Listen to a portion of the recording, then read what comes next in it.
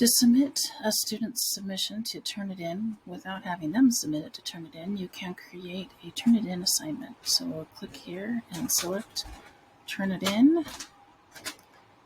We'll give it a name. It doesn't matter what the name is because the students are not going to see this. Because we want this hidden from the students, in the common module settings, we are going to select Hide on Course Page and save and return to course.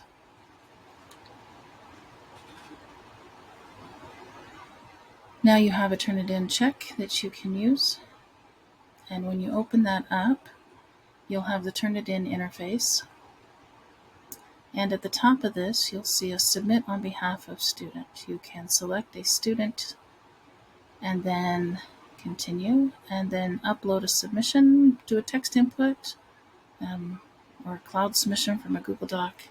Choose the file and it will go through the Turnitin check for you.